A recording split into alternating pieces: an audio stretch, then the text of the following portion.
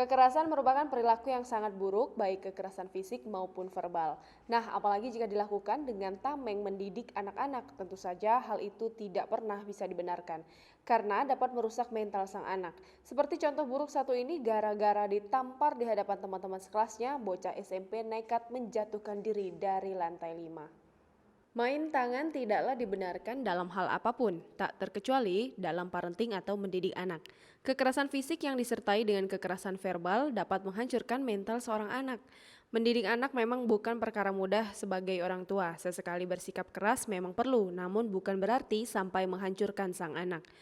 Salah-salah, anak bisa tumbuh menjadi pribadi dengan perangai buruk atau bahkan melakukan tindakan nekat seperti kasus yang terjadi pada siswa SMP di Wuhan, Cina ini, seorang anak laki-laki berusia 14 tahun nekat melompat dari lantai 5 gedung sekolahnya.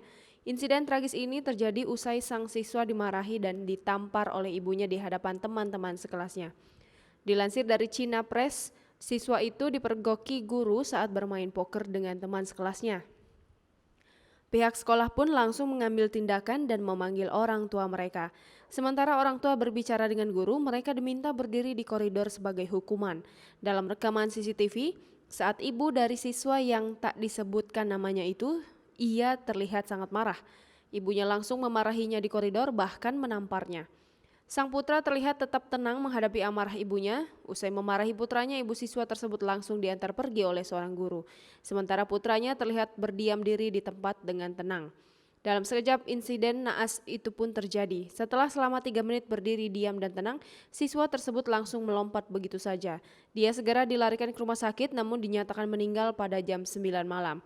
Memarahi dan bahkan mempermalukan anak di depan publik tak dapat dipungkiri memang masih kerap dilakukan orang tua, dengan harapan anak malu dan tak mengulangi perbuatannya.